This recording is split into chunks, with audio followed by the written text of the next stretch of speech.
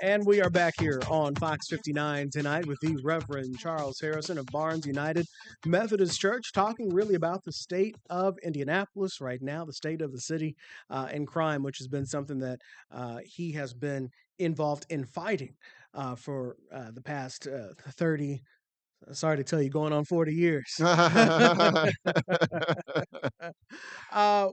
is the state of crime? Unfortunately, it's hot right now. Yeah, And we know what happens when it gets hot. yeah. Right now we probably are in the best place we have been since 2013. As you know, from about 2015 to 2024, Indianapolis experienced the highest level of violence in the history of the city. This has been the first year, really in 10 plus years that we are seeing the homicide numbers and the criminal homicide numbers dramatically decline. Okay. I think I heard we were at about a 30% decline. Right now, we're at, I think, 65 homicides and about 53 criminal homicides. So at that pace, if it stayed that pace, but we're in the summertime, so normally it picks up in the summertime. Unfortunately. But if we stayed at that pace, we would be at about 137 homicides and about 104 to 6 criminal homicides. So that's an improvement, but certainly not where we want to be. We want to certainly get those numbers down. But I think you have seen a lot of good things happen. I think I've been doing this a long time, not quite 40 in Indianapolis, but at least for the last 26 years, we see more grassroots organizations and anti-violence groups and neighborhood associations involved in trying to really address the root causes to violence in the city. And I think you are seeing the evidence that across the city in the fact that we have seen a decline this year. And I think if we stay on this path we're on, I think, Cameron, those numbers are going to get even better because people are really involved, and there's a lot of people doing a lot of good things. You mentioned just a second ago the number of grassroots organizations. And I've talked to a number of grassroots organizations on this show, on the radio, and people say that there are too many. First of all, what is your reaction to hearing that there are too many grassroots organizations? And then I'll tell you why. I'll tell you the context with that. Well, I don't know the context, but I don't know if I would agree with that, only in the sense the violence is so widespread now compared to what it used to be when I started back in the old days. Most of it was centered in what I would call the urban core. So we knew that in about most of the violence was occurring in about 5 different zip codes. What we're seeing now, you're seeing a lot more violence on the south side of Indianapolis. You're seeing it on the north side, the far west side, and those areas traditionally, we didn't have a lot of problems, when it came to violence. And one of the other issues are we're seeing a lot more violence directed, driven by interpersonal conflicts and domestic, and there has to be a heavier emphasis on domestic violence and helping people deal with their anger so that when they run into somebody and they have an argument or fight, it doesn't lead to them pulling out a knife or a gun. And we're seeing a lot more of that than what we used to. Why do you think that is? People don't have good conflict resolution skills. I think today we have so many generations, like with my kids. My kids, stayed in the house most of the day. When I was a kid, I was out playing with other kids in the neighborhood. And when you was out there playing, Cameron, you learn how to deal with conflicts. Yeah. There was socialization, They don't today. They get mad, they're fighting on social media, and it leads to them, trying to resolve it in a violent way. And they don't seem to have a moral compass, a regard for the sanctity of human life, that you're going to pull out a gun because you and someone else got into an argument. Or you wanted their tennis shoes and they wouldn't give them to you, or they wouldn't sell them to you for what you wanted. There does seem to be a lot of that. I guess all violent crime is senseless, but sometimes it's like, Really? Yes. Yes. It's about that? Yes. Because you always want to find out a reason, find out a motive when these things happen. Why do you think that the crime has moved to different parts? Because now I think of certain parts of the South Side, because you mentioned that, where now I'm seeing some of the same street names repeatedly, and it's like, oh yeah, that's over at that apartment complex. How do you think about it when that crime is moved? And are there, because the original question I asked you was, what do you think about this, the growth in community organizations?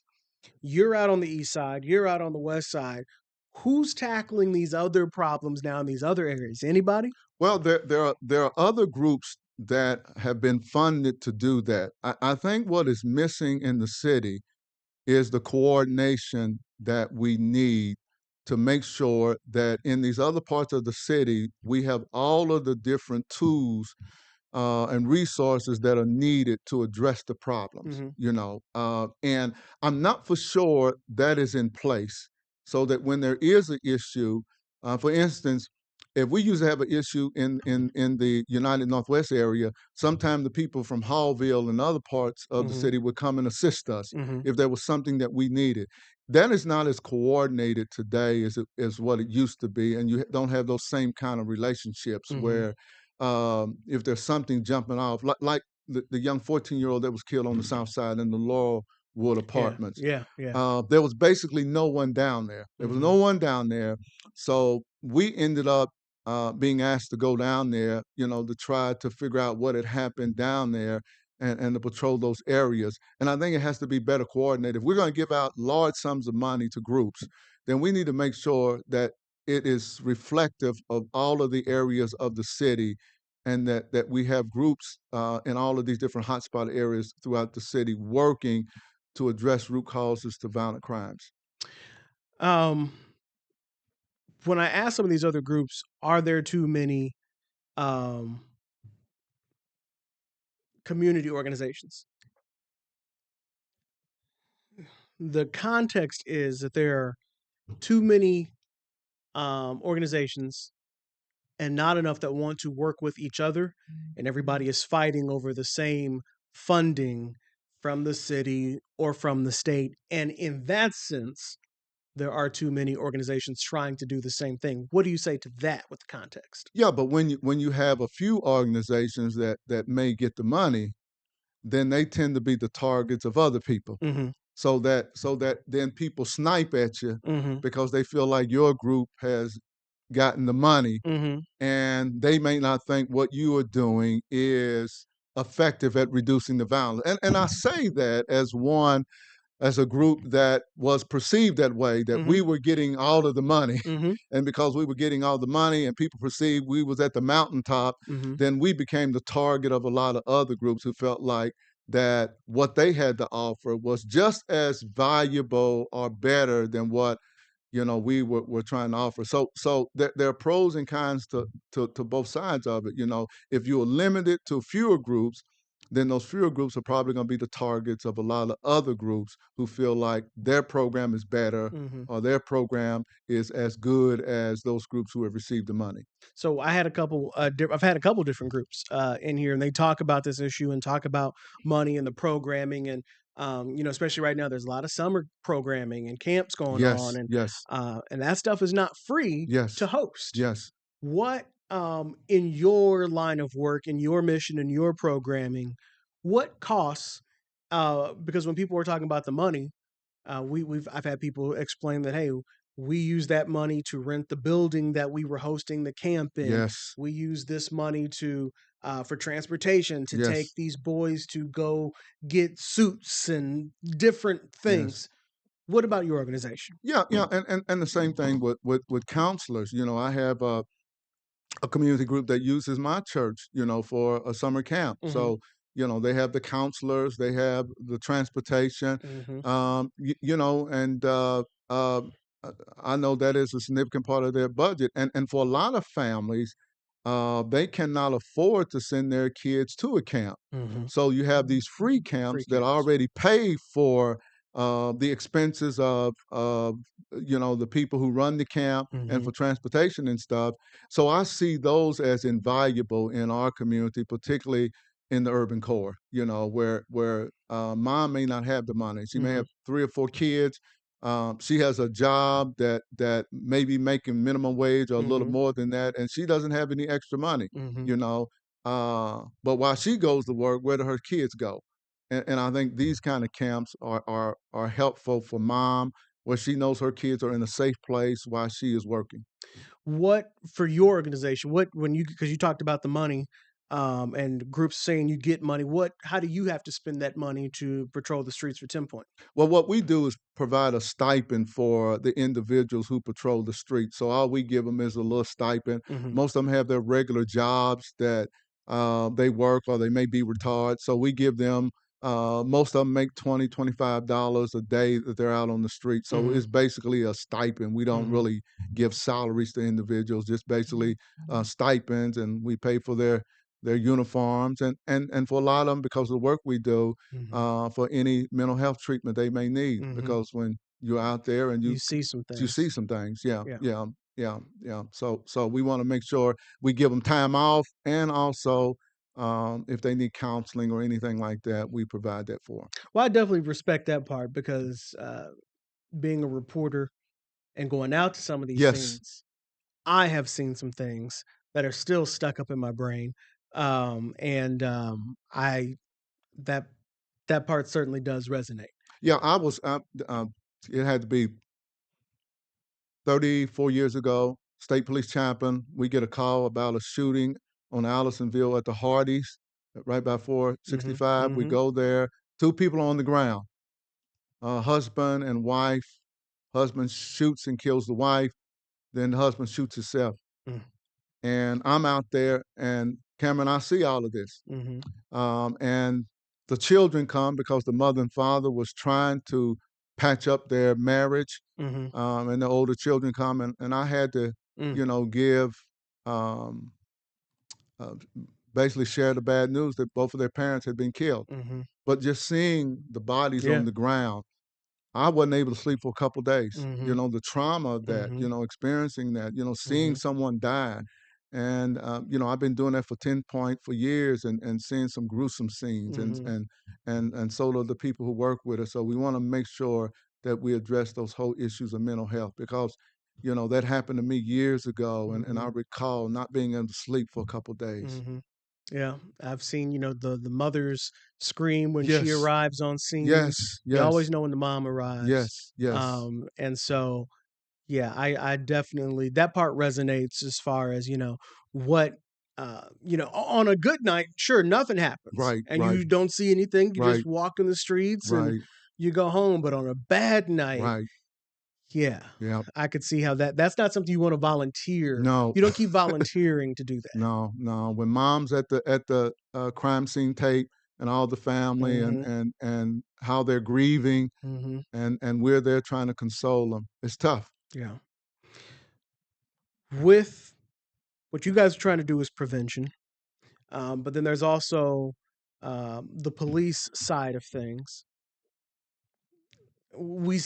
I think we're getting into a world now where I think police are starting to say that police don't prevent crime, or at least they try to, Right, but or maybe it's not solely up to police to prevent crime. They right, are placed in places strategically to help deter and prevent crime. right.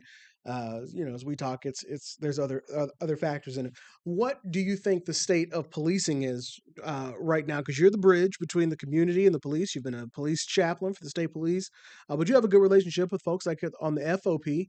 But you're also in the community. What's the state of police and community right now? You think? I think it's better. I do think it's better. There's still a whole lot of work to do. Hmm. I think there's still issues out there when it comes to policing that we cannot ignore, Hmm. nor be naive about it. But I think we always have to keep the lines of communication open. And I think a lot more of us community leaders and pastors are trying to be at the table, Hmm. in dialogue with law enforcement, to share. where the community is, what the community's thinking, what the community is feeling, and how we can improve relationships between law enforcement and particularly communities of color, because those are real issues that we really have to talk about and try to address. And how you're interacting with people on the street, how you talk to them. Those things are real out there. And just patrolling the neighborhood, not getting to know the people in the neighborhood that you patrol, that will go a long way in helping to build bridges and smooth relationships out, in the community. We have such a shortage that most of the time these officers are just driving through the community or responding to a call. They're not spending time getting to know the people. And we got to get to the place where these officers are getting to know the residents of these areas in which they patrol, getting to know these kids. I think that will go a long way in improving the relationship between law enforcement and the community. In connection, if there's a bridge between the police department and a group like yours, 10 Point, that'd be the Office of Public Health and Public Safety, OPHS. And they have a program with the Peacekeepers. Right. What do you think of that program and how it's going? It's good. It's good. I think, I had a chance to see it firsthand, and they had a chance to deal with two young men, well, several young men who had gotten into an altercation. It led to one young man getting arrested, and I think later a couple other young men got arrested. But they intervened in that situation to try to resolve the conflict in a peaceful way. And the fact that they had OGs involved in helping to resolve that so that it did not escalate beyond the one incident, uh, I found that to be pretty effective. It was the first time I had a chance to see them in action. And that's the piece that they bring to the table. See, I think all of us bring different pieces to the table that help impact the violence on the street. If you have individuals who are dealing with juveniles and young adult men who have gotten to a conflict, and even though it may have been violent, it did not lead to injury or death. And if we can try to get them on the right path in life, then I think that's where we come together as the village. So I believe in the village concept. Now I'll be telling my age now, but I believe it really takes a village. Because when I was growing up, back in the '60s and early '70s, the community helped raise you. That's the way it used to be. And if somebody said something to you in the streets, you had to listen, because if they called home, you knew you was going to get in trouble. And we respected the elders. And I think we need that today. A lot of these young men and young women just need people in their lives that care, to show that you really care about these kids. And that program that day, I watched them, interact with young men in a very powerful way. And I didn't know much about them at first, but once I saw that, I said, that's a good program. Does the city, and I've been saying I need to get OPHS to come on and talk about what they've been up to with that. It's similar to what Prescription of Hope does at Eskenazi. Okay. So as they, as gunshot victims come in, they have people assigned to them, just like what the city does. So similar to what Eskenazi does with Prescription of Hope. Prescription of Hope. Okay, I hadn't heard of that. You hadn't heard of that? Yes, No, no. yes. Okay. They deal with gunshot and stab wound victims, and because they know who stabbed them, they know who shot them. So you're trying to prevent them from retaliating, and what got them stabbed and shot in the first place. So the people for Prescription of Hope deals with those individuals and trying to one, not get them to retaliate, and two, how can they help them get on a different path in life? So,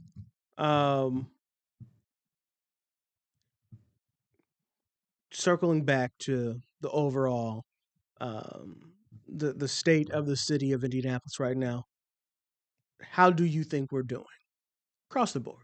Politically, we're in turmoil right now, in a crisis politically. I think when it comes to violence, we're doing better. When it comes to the quality of life of residents of Indianapolis, in certain parts of the city, people are doing well, in other parts they're not. Mm-hmm. And I think that's a pretty fair assessment, Mm-hmm. of what's going on in the city. And I think the goal has to be to improve the quality of life for people, in all parts of the city. I don't think we have done a very effective job of doing that as a city. We make a lot of investments in the downtown area, and I know why, Mm-hmm. but we cannot neglect the other parts of the city. And I think Mm-hmm. we need to do a better job of that. Mm-hmm. How do we make that happen? I think it has to happen from the leadership. I think leadership has to get people to make those investments in areas of our city that have been neglected. And there's a lot of areas in our city that's been neglected, Mm-hmm. and a lot of roads in our city have been neglected, Mm-hmm. and that needs to be a priority in the city. So Go ahead. Go ahead. yeah. And I think we need to do that from the federal level. I think we need to do a better job from the state level Mm-hmm. of getting more resources invested in this city Mm-hmm. to help improve the quality of life. So at the very beginning of the show, we were talking about this tweet about that for a lot of people raised speculation of you asking, "Are you going to run for mayor?"